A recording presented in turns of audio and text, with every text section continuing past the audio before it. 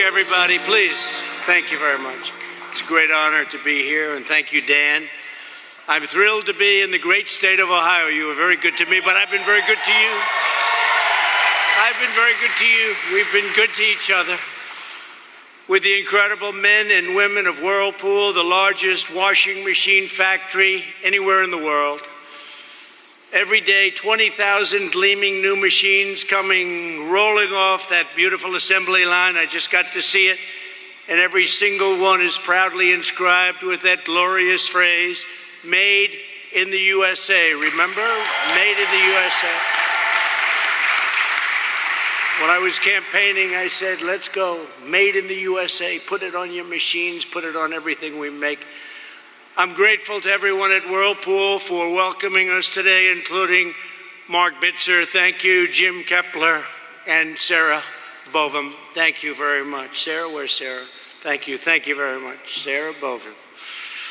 Also with us today is Secretary of Labor, Gene Scalia, and a warrior. I'm sure you never heard of him. He's a warrior, a great, great wrestling champion, and a great guy, Jim Jordan. Jim. He is a warrior. Thanks, Jim. He's tough. I'm not going to wrestle him ever, I promise. And another warrior, a great fellow who has been right at our side. He works with Jim and I so much and so hard, Bob Latta. Bob, thank you very much. Thank you, Bob. Also, Lieutenant Governor John Husted. Thank you, John. Thank you, John. Thank you. State Senate President Larry Ophoff. Larry, thank you very much. Thank you, Larry. Thank you, Larry. Clyde Mayer, Scott Black, and many other distinguished guests. Great people, great representatives. Thank you, fellas. Thank you very much. As we celebrate Whirlpool's 109-year legacy of American manufacturing excellence, today I want to lay out my vision to bring millions and millions more jobs and thousands more factories back to American shores where they belong. We've been doing it long and hard. One of the reasons you're successful today happens to be a meeting I had probably 4 years ago with a very good representative of your company, saying what they were doing to you and how badly you were being treated by other countries. And you know what I did, and here we are today, the most successful plant. And we've done this in a lot of places. The duty of a president is to put this nation's own citizens first. That's why my administration swears by two simple but crucial rules: buy American and hire American. And no one knows better than the workers of Whirlpool the high cost of past administrations' economic blunders and surrender. On the question of foreign trade, previous leaders were guided by a shameful policy of capitulation, submission, and retreat. For decades, you watched as politicians let foreign nations steal our jobs, loot our factories, and plunder the crown jewels of the U.S. economy. And the word plunder is capitalized. Washington stood idly by as other countries engaged in unfair trade practices, such as massive subsidies, currency manipulation, and, in the case of your industry and your company, the wholesale dumping of foreign-made products sold below cost for the sole purpose of driving you out of business so they could give us product at double, triple, and quadruple the price. But we didn't let that happen, did we?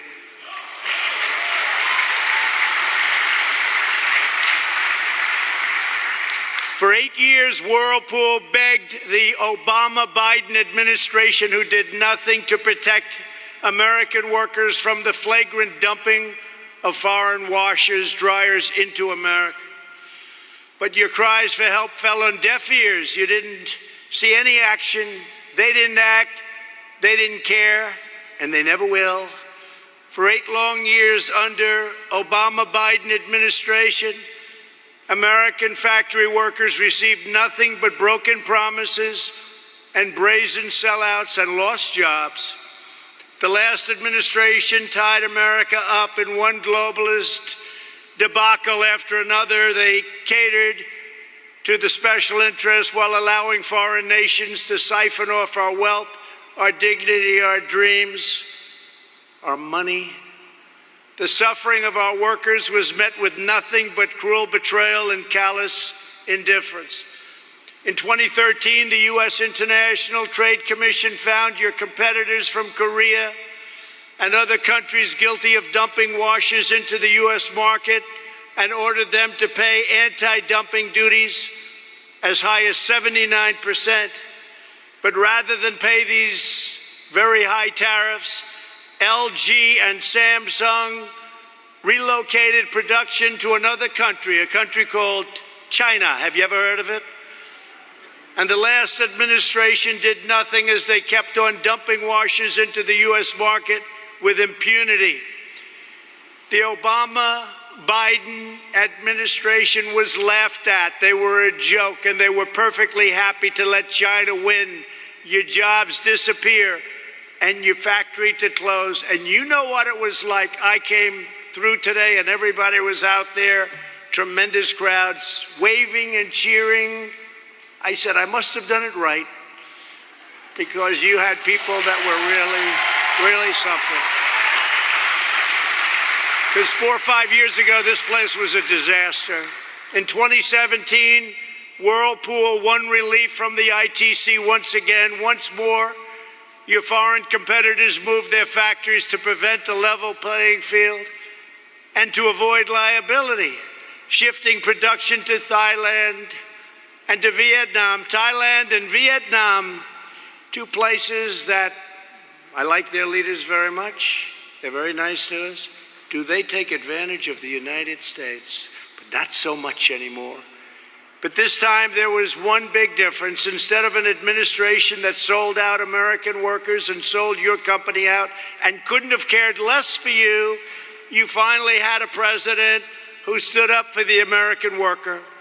On January 23rd, 2018, at my desk in the Oval Office, I proudly signed the order to impose a 50% tariff on all foreign-made washing machines.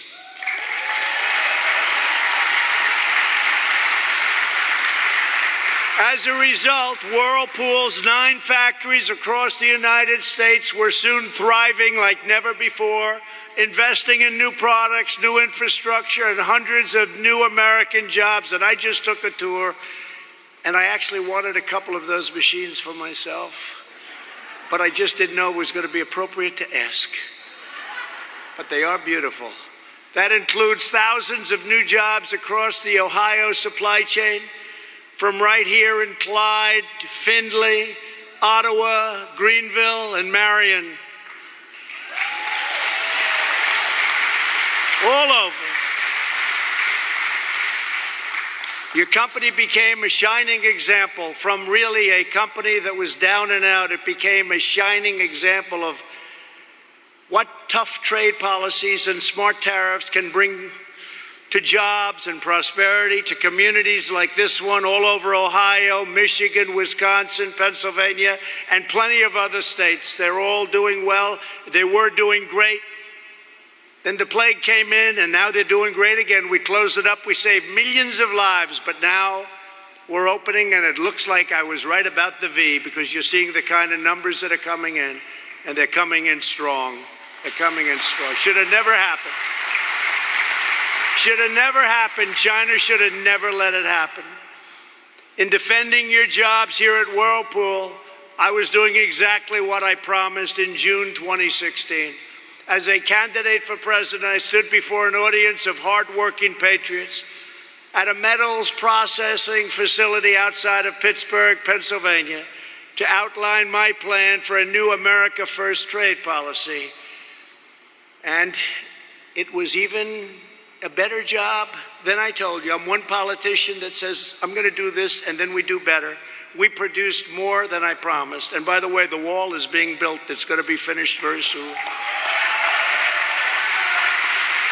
In my speech, I warned that our politicians have aggressively pursued a policy of globalization moving our jobs, our wealth, and our factories overseas. I explained that globalization, these are the globalists. I'm not liking globalists too much, but they don't like me too much either. Globalization has made the financial elites who donate to politicians very wealthy, but it's left millions and millions of our workers with nothing but poverty and heartache, and our towns and cities with empty factories and plants. For years later, we've made extraordinary progress in reversing the dangerous tide of globalism. Over a period of 4 to 5 years this took place. Think of it, 4 to 5 years. What we've done is a miracle, and now it's getting even better because we've taken additional steps. And you know, when you do these steps, you have to go through statutory procedures. It's not like, boom, I'm going to just sign it. Has to go out for 90 days of review, then 120 days of review, then more. And we did it as quick as we can. We're doing it right now with the FDA. We're getting vaccines approved in days that nobody thought possible. It would take years and years, and we're doing it in months. We're doing very well. Under my administration, we're fighting for Main Street, not Wall Street. We've rejected globalism and embraced patriotism. In my speech in Pittsburgh in June of 2016, I made 7 big promises to American workers.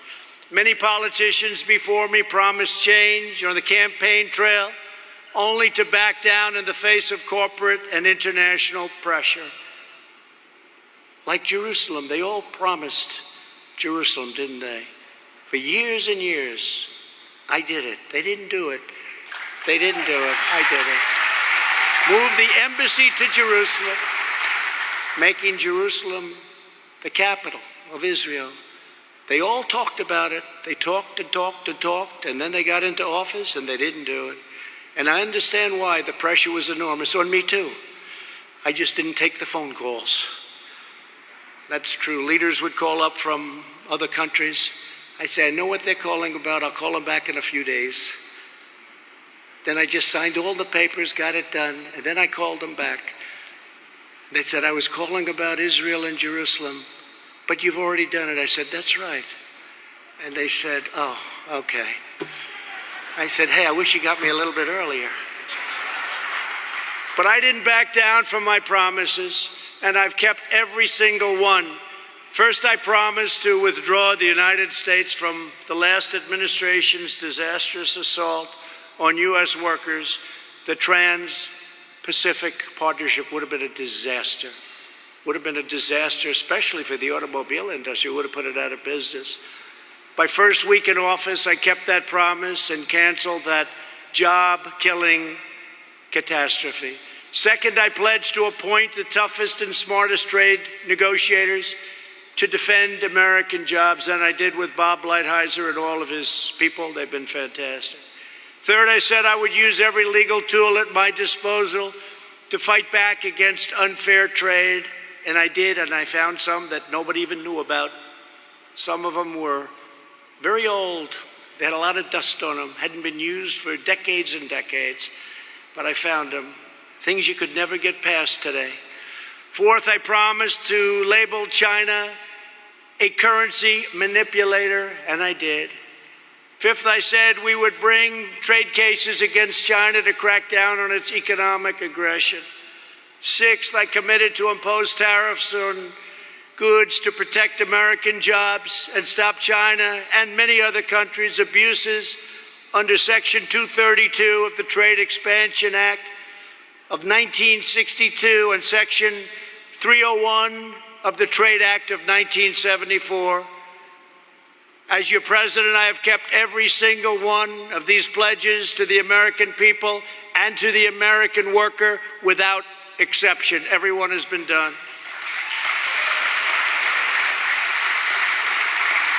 Seventh, one of my biggest promises in that speech was to replace the disaster known as NAFTA, one of the worst trade deals ever made by any country, let alone ours.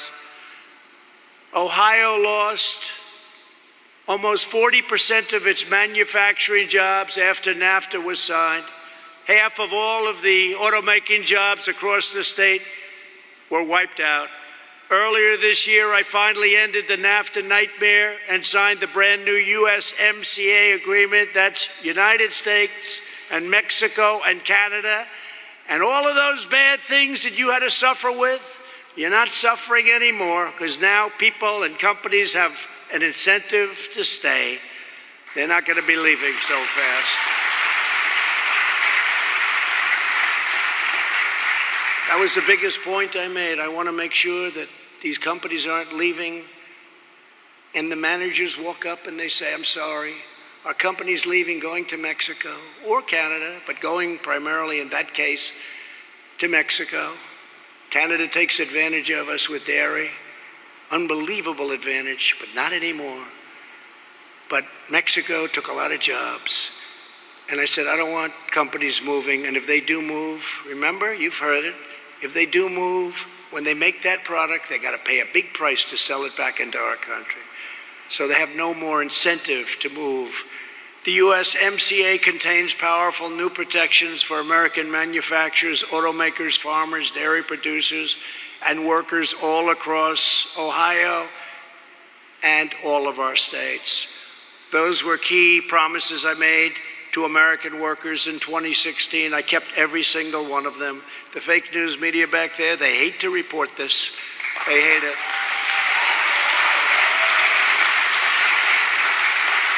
Why do they hate it? Because they're fake.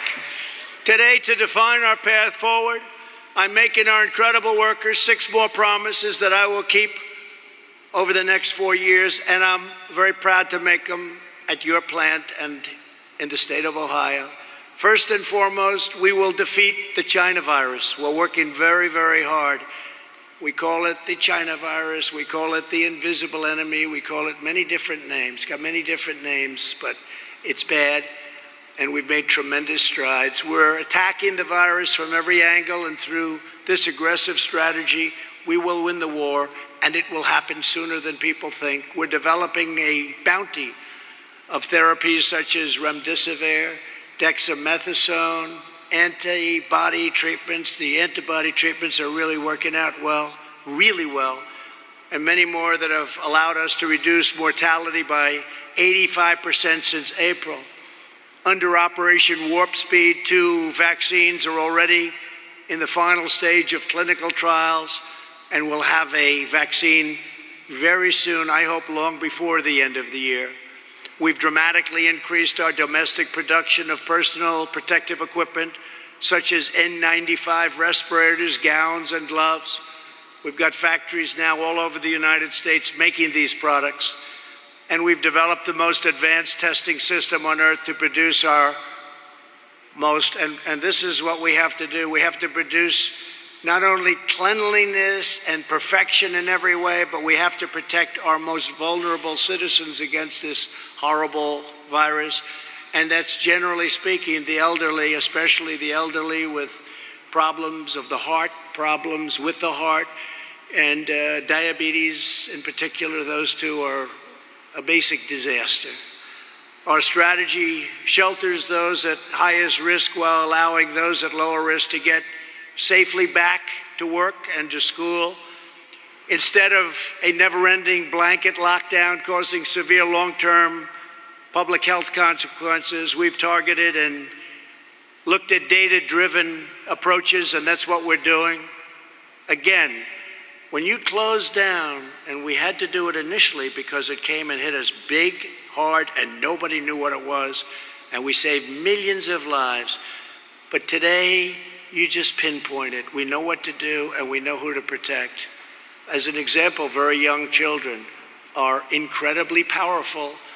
They're much stronger than all of us when it comes to the immune system. It's an incredible thing to see. But we know who to protect, and we know what to do. And let me tell you, lockdowns have big consequences in terms of drugs, in terms of family, in terms of depression and suicide, in terms of so many other problems that are caused, and not good for the kids. And they don't learn the same at a computer as they do when they're in a classroom. So there are big, big problems with lockdowns. But we cannot defeat the virus by fighting against each other. Just can't. And there are a lot of different theories and a lot of different ways. But if you look at some of the results, you'll see some of the states, governor-run, some of the states that are open and run very smart are doing very well, and in fact better than strong lockdown states. Now is the time to come together as Americans and to unite against the plague inflicted upon us by China. Together we will prevail. My second promise to you is this: we will rise from the current adversity of this horrible, invisible enemy, and we will be more prosperous and resilient than ever before. We've done things that we never knew we could do. We're building factories now. We're building plants. You will see what's going to be happening with the job numbers very soon. We had 2 of the best months ever in the history of our country. And we're going to have many, many very, very successful years unless somebody comes along and destroys it by doubling, tripling, and quadrupling your taxes and quadrupling something else called regulations. It will be ended. It will be depression time. One of the key lessons we've learned in this battle against the China virus is that the mighty American economy has a fantastic ability to adapt and repurpose its factories. Today, using the Defense Production Act, which we've used often. Remember, they'd always say, oh, use the Defense Production Act. We've used it a lot, more than some companies would like to know. We're engaged in the most rapid industrial mobilization by far since World War II. Over the last 6 months, we've witnessed one manufacturing miracle after another. We've seen General Motors repurpose an auto parts facility in Kokomo, Indiana, great state, and thereby stand up a ventilator. We have a ventilator factory literally in a matter of days, and we're now producing thousands and thousands of ventilators a week. General Motors has now built and delivered more than 20,000 ventilators. By next week, our strategic national stockpile will be equipped to deploy more than 100,000 ventilators. They're very expensive to build. They're very complex, very, very complex machines, and they're big. And I said that we are now supplying ventilators to many countries of the world. Everybody in our country has it. Not one person, and we had no ventilators. Who knew about ventilators? We had very few. But not one person who needed a ventilator, think of this, who needed a ventilator didn't get it. Every person that needed a ventilator got it. Who would have thought that was possible? And you remember at the very beginning when you first heard about this whole horrible situation with the China virus, ventilators, they weren't around. And now we make them by the thousands. Working with GM and almost a dozen other companies, great companies, my administration has turned America into the ventilator king of the world. The ventilator king. Make them good, and we make them great. They're very good. Highest quality. We're now exporting ventilators to friends and allies, and they're really thankful. They're calling, can I have ventilators for our country, sir? How many do you need? Could you send 1,000? I said, it's a lot. The answer is yes. What we're doing is incredible. We're helping we're doing more goodwill with ventilators, because other things you can make, gowns and swabs and things you can make, we're making them too. But ventilators are tough. Ventilators are just one part of our historic manufacturing ramp up. Within 7 days of New York City officials asking for assistance last spring, we helped ship 1 million yards of fabric from North Carolina to New York City for masks and gowns. We're making them all over the place. A great company, Honeywell, has opened up N95 respirator factories in Rhode Island and Arizona in record time, and they're now churning out tens of millions of masks for our strategic national stockpile. These include manufacturing achievements, and these are incredible. They'll be the foundation of an even brighter future for American industry. What we've been able to do in a short period of time is frankly incredible. I'm not talking about me, I'm talking about the people out there. What they've done is incredible, including the military and some of the generals and admirals, the job they've done. My third promise is to build on these gains to turn America into the premier medical manufacturer, pharmacy, and drugstore of the world.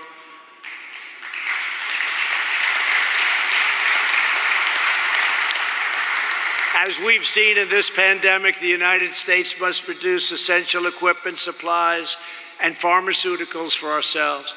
We cannot rely on China and other nations across the globe that could one day deny us products in a time of need. We can't do it. We can't do it. We have to be smart.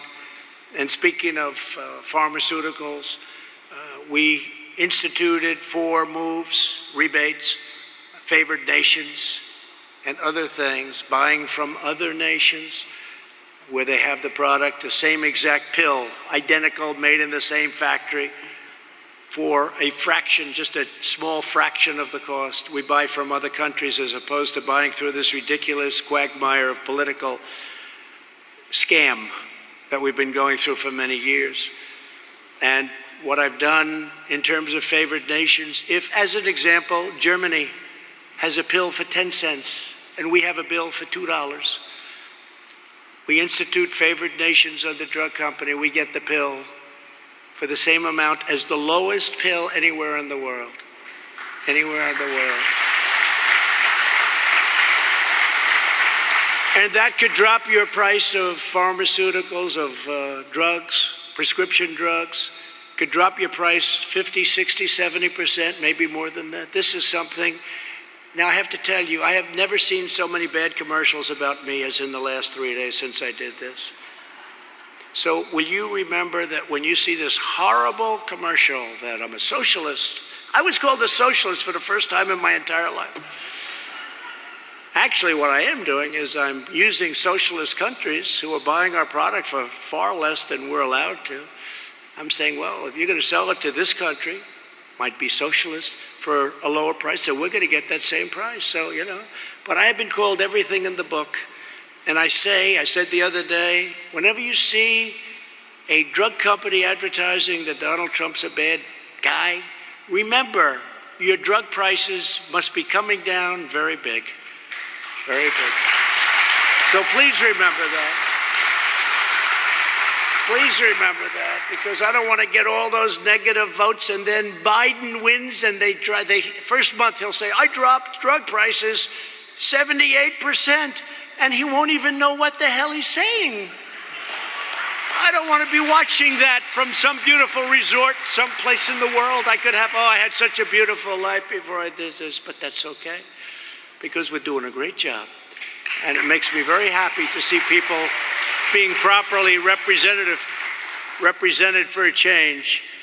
But during the course of the next 4 years, we will bring our pharmaceutical and medical supply chains home. We're going to bring them home where they belong.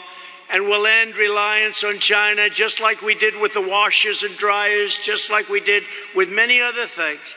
We'll be making our product here safely, beautifully, and inexpensively.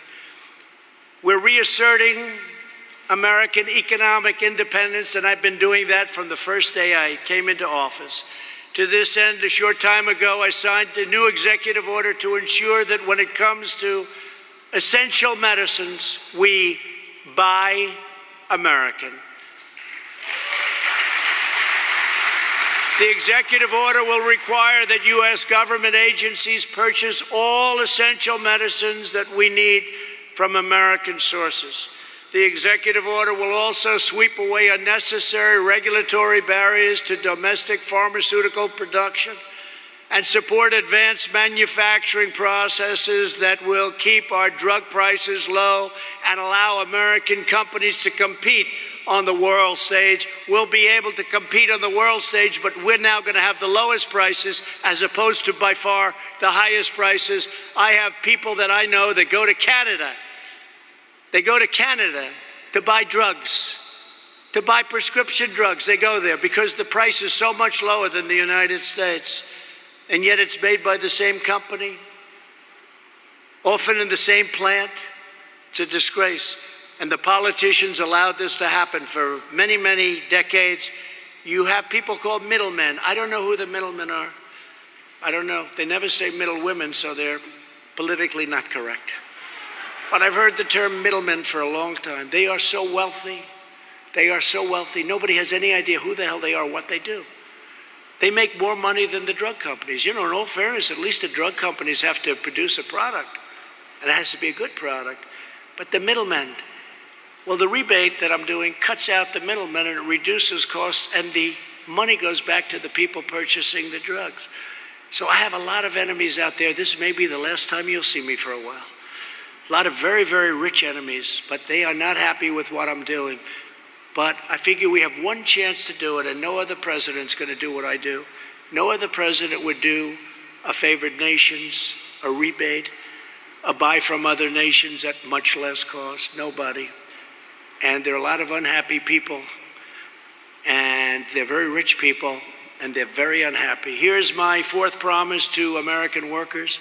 Beyond our medical supply chains, over the next 4 years, we will onshore millions of new manufacturing jobs across many other critical sectors that are vital to our national security and prosperity, from electronics to machine tools to shipping, aerospace, autos, and of course to iron and to steel. And we'll never forget your washers and your dryers, okay? During 8 years of the last administration. And by the way, I have to just tell you this little story, a couple of little stories, if you don't mind. Do you mind? Okay, because that's better than the other stuff, right? No, I was with somebody and they said, you know, for a dishwasher, we don't have enough water, sir. I think a lot of the people in the audience would understand what I'm saying. They don't have enough water because they put restrictors on, so you don't have any water. And I said, what is that? What is that? In most states, I mean, outside of desert areas, we have so much water we don't know what to do with it, right? A lot of states. Your state does pretty well with water, right? So they have plenty of water. So I passed a regulation, I signed a regulation that give the dishwashers much more water. And I was asking today, and that, by the way, includes your washers. You don't need too much water in your dryers, but it includes your washers. And I was just saying to your brilliant people that are doing such a good job running your company, I said, how much impact has that had? They said, unbelievable. It's been unbelievable. Because I had people saying they'd wash their dishes and they'd press the button 5 times. So in the end, they're probably wasting more water than if they did it once. So do you notice the people that make the machines, you know what I'm talking about? We now have the water that you need instead of stupid where you have much less water than you need and you just keep going over and over again. I had people say they'd press the button 5 times. They didn't have enough water. And the same thing with sinks, toilets, and showers. You go into a new home, you turn on the faucet, no water comes out. You turn on the shower. If you're like me, you can't wash your beautiful hair properly. You waste 20 minutes longer. Please come out, the water, it drips, right? You know what I'm talking? They put restrictors on. I got rid of that, I signed it out. It's common sense. So now when you actually go into a new home and pay a lot of money, you turn on a faucet and water actually comes out. Isn't that nice? That was a regulation that was put in by a lot of people that don't understand life. Because you end up using the same amount of water, you just let it run 3 times longer. It's crazy. And one other thing I did, remember the old light bulb? The old light bulb was so great, and they put it out of business. It was much cheaper, and it had much better light. And you're all good-looking people, but you look better under the old light bulb than that horrible new light bulb, right? It cost you a fraction of the cost. Didn't last as long, but that's okay, but it cost you a fraction. I reinstituted and opened it up so they can sell both. They can sell the new one if you want it, and they can sell the old one. The old one's doing amazing business, amazing business. And you know, the new one is considered hazardous waste. When you lose it, you're supposed to take it down to a dump, a specified dump. How many people are going to do that with a light bulb? Hey, you know, we lost this light bulb. Let's travel 28 miles outside of the city to get rid of it. It's hazardous waste. So I put the old bulb back in, and you can use the new one. You can use anything. I guess it's competition. But I particularly like it because I don't look so orange. So it's very nice. Very nice. I don't want to look, I don't like that look. Never liked it. But it's a tremendous thing, and it's having tremendous success. So they'll, you know, scoff and say, oh, who cares about that? Very big stuff. You know, these are big things. A lot of people have come up, thank you, sir. They had sinks that didn't give water. They had showers that didn't give water, the whole thing. And it's been a great thing. It's been very popular. And we might as well tell you about it because people don't talk about it. But these are things that no other president would be doing, no other president, frankly, would be even thinking about. During 8 years of the last administration, America lost 10,000 factories and nearly 200,000 manufacturing jobs. Think of that. In contrast, my administration added over 500,000 manufacturing jobs. It was up to actually 701,000 jobs before the plague came in. And if you remember, President Obama, you need a magic wand. No, you don't. We need manufacturing jobs. He said you won't have any more manufacturing jobs. You need a magic wand. He was wrong about that also. My fifth promise to American workers is to bring back American jobs and factories using every tool at my disposal, including tariffs. I love properly put on tariffs because they bring unfair competitors from foreign countries to do whatever you want them to do. Countervailing duties and new trade deals based on the principle of fairness and reciprocity. And I'll be signing something very important. Watch over the next week. I think you'll be very proud of your president. I'm going to be signing something that's very important over the next probably week. And it'll have a tremendous impact on fairness and trade. As part of this commitment, earlier today I signed a proclamation that defends American industry by reimposing aluminum tariffs on Canada. Canada was taking advantage of us, as usual. And I signed it, and it imposes, because the aluminum business was being decimated by Canada, very unfair to our jobs and our great aluminum workers. 7 months ago, my administration agreed to lift those tariffs in return for a promise from the Canadian government that its aluminum industry would not flood our country with exports and kill all our aluminum jobs, which is exactly what they did.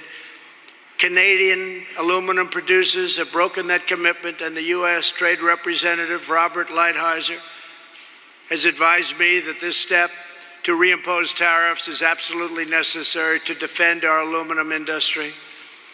To be a strong nation, America must be a manufacturing nation and not be led by a bunch of fools. That means protecting our national industrial base. We have to protect our great companies and our great workers. My sixth and final promise today is to forever uphold the commitment I made from the beginning. I will always put American workers first, always. They'll always be put first.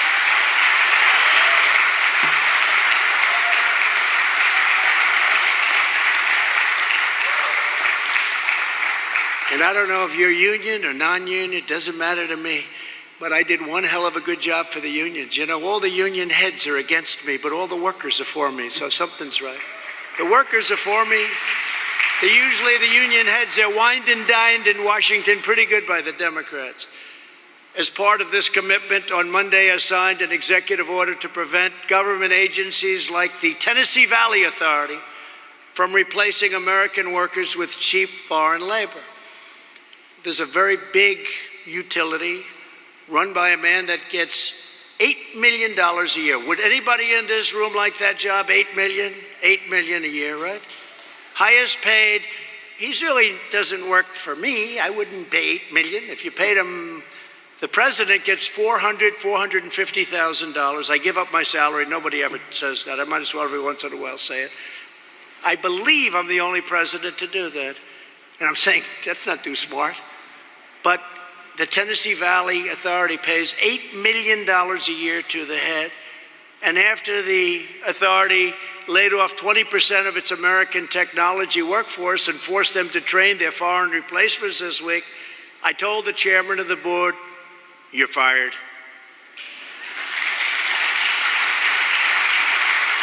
And the firings will continue unless the layoffs are reversed and the American workers are rehired. And by the way, as I was leaving for the great state of Ohio, did you ever watch Biden? Where he's always saying the wrong state. It's great to be in Florida. No, it's Ohio. I've never seen a guy, I haven't done that one yet. That's a disaster. I always say, Jim Jordan, if you do that, it's over, right? You can be Winston Churchill, the speech is over, you just walk off the stage. But he does it all the time, nobody calls him for it. I love the state of Iowa. Sir, it's Idaho. It's Idaho. And the worst is when he's in like Indiana, and he says it's great to be with the people of Florida, and you have palm trees all over the place. But he does it all the time. There's something going on. But over the last 4 years, we've made extraordinary strides, and over the next 4 years together, we will turn the United States into the unrivaled manufacturing superpower of the world. We've been through a lot together. They've done everything possible to get in my way. They've treated us very unfairly, disgracefully, with what they've done to us. And despite what they've done, no administration in the history of this country has done more in the first 3.5 years than we have. Whether it's rebuilding our military, all made in the USA, whether it's the biggest tax cuts in history, whether it's the biggest regulation cuts in history, ANWR in Alaska, the largest field perhaps in the world, that Ronald Reagan, going back even before Ronald Reagan, no president could get it approved. I got it approved, and now it's potentially one of the greatest sites in the world, should be the greatest site in the world. So many different things we've done. We've done so much. What we've done for our vets, and you're a big vet state. Ohio loves its vets, and what we've done for our vets. Choice and accountability. We got two things they've been trying for almost 50 years. Choice.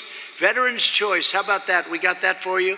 So if you have to wait online for 2 days or 2 weeks or 2 months, and they had to wait 2 months sometimes. If they had to wait online, they don't anymore. They go outside, they get a private doctor, we approve it, we pay the bill, and we take care of our vets like they're supposed to be taken care of. Just got a 91% approval rating.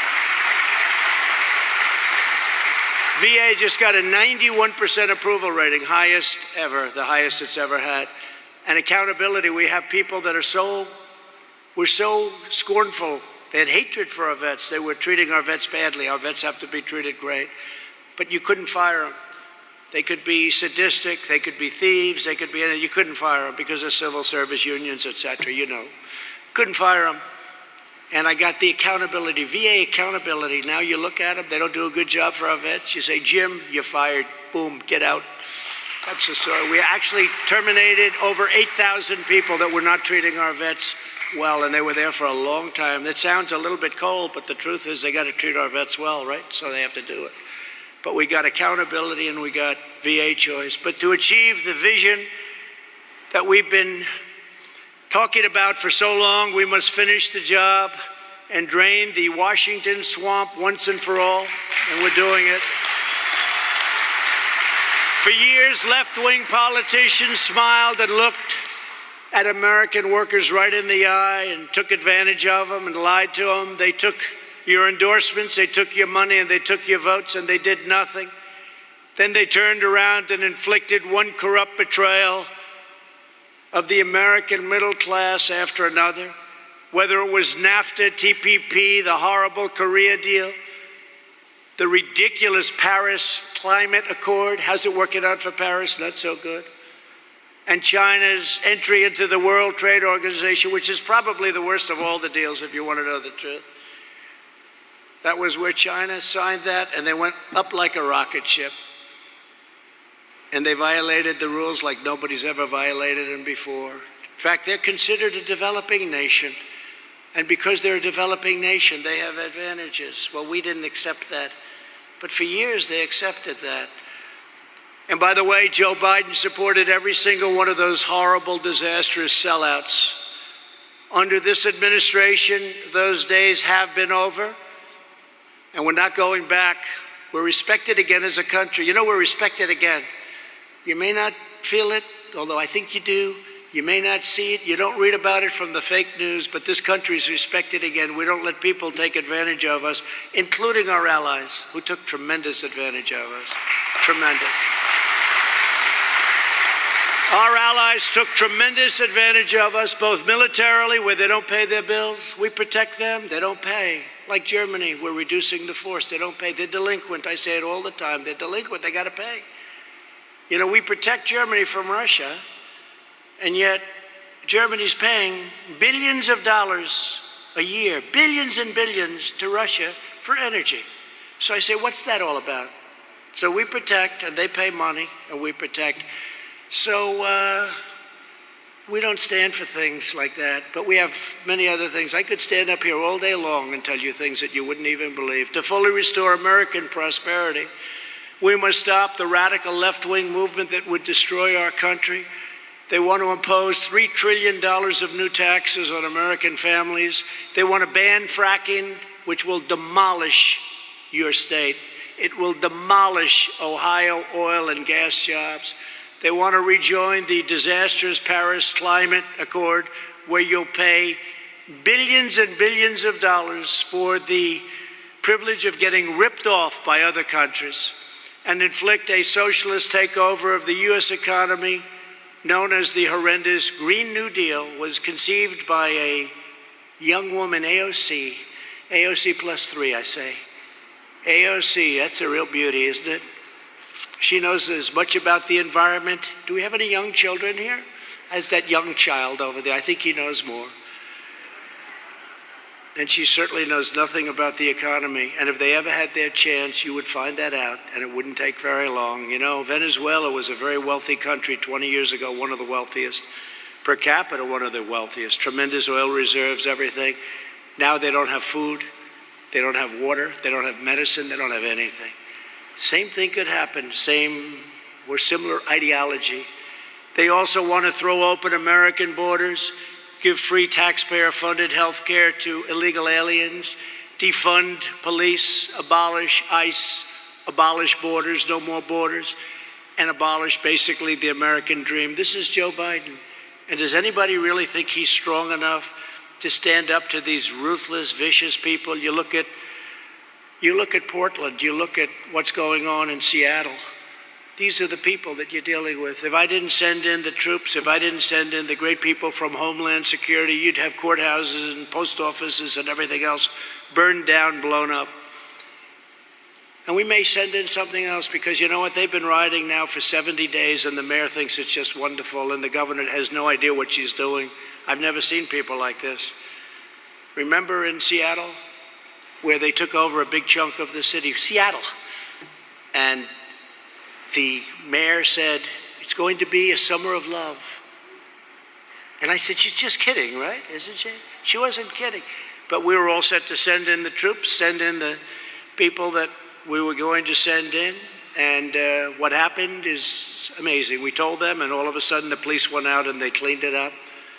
But that place would still be occupied if we didn't get involved. Same thing with Minneapolis. Minneapolis was a disaster. After 5 or 6 days, they were going to lose that whole city. We sent in the National Guard. They took care of things in about 1 hour. Remember the scene of them walking down the street, firing the tear gas? Now you're not even allowed, if you're looking at the other side, you're not allowed to use tear gas or pepper spray. You can't use any of that stuff. They can use Molotov cocktails and horrible things on you, but you're not allowed to do anything. So the police didn't want to have anything to do with the convention in a great state, Wisconsin, Milwaukee, for the Democrats. You couldn't use tear gas, you couldn't use pepper spray, you couldn't use anything. Think of how ridiculous this is. And you won't be able to use your guns because they're going to end your Second Amendment as sure as you're sitting there. But the proud people of Ohio will not let that happen. Together, we will preserve, protect, and defend our American way of life as long as I am president. Thank you. Thank you. As long as I am president of the United States, I will fight for you with every ounce of energy and strength that I have.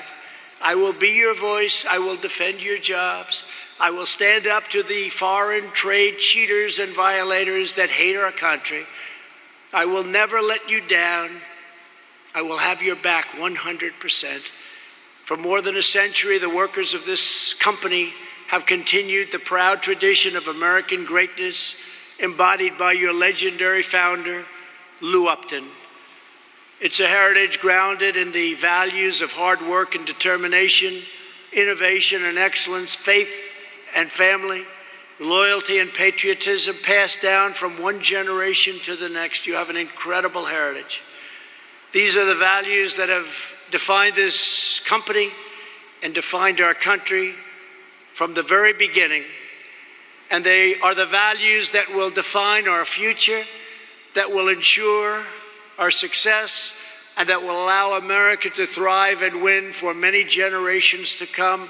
There is nobody that can defeat us, nobody. Now I'd like to take just a moment to introduce a few of the Whirlpool men and women whose jobs I had the honor of taking decisive action to protect and to save. Kerry Wallace is an operations analyst whose family has 100 years of history at this very plant. Kerry, please come forward and say a few words, please.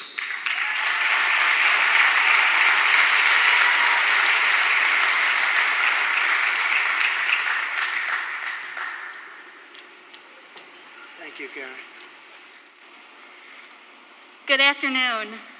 Manufacturing is the heartbeat of this area. Whirlpool has an enormous impact on the state of Ohio economically. My family has proudly worked in these walls for 4 generations, like Mr. President said, for combined over 100 years.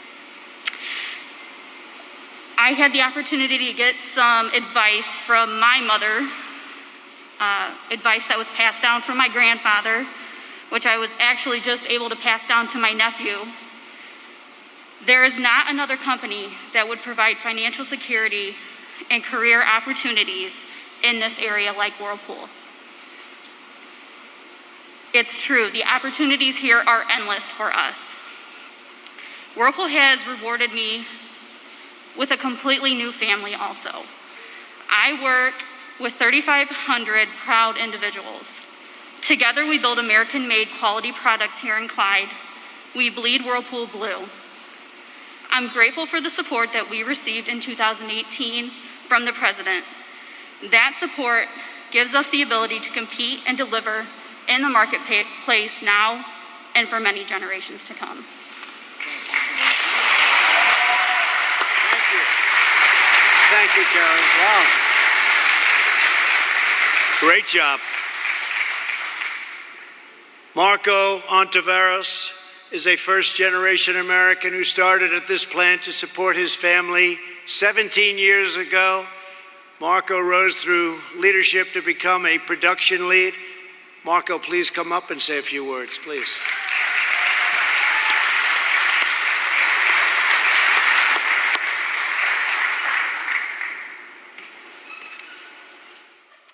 Thank you, Mr. President.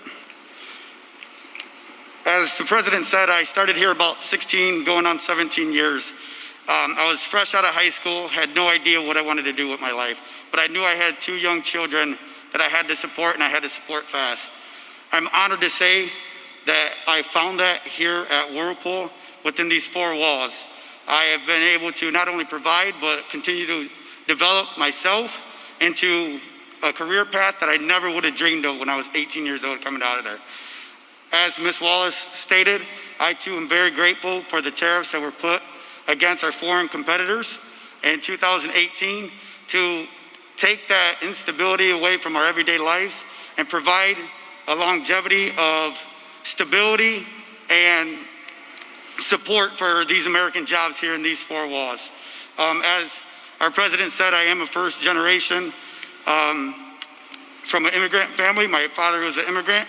He came here to chase the American dream, and I can say I'm fortunate enough to find my American dream within these 4 walls here at Whirlpool. Thank you very much. Well, thank you both. And you know, Marco had a beautiful speech written, and he never looked down. You never even looked down at that speech. I'm impressed with both of you. I'm impressed. To every worker here at Whirlpool, thank you once again for welcoming us. It's an honor to be here. And thank you for your commitment to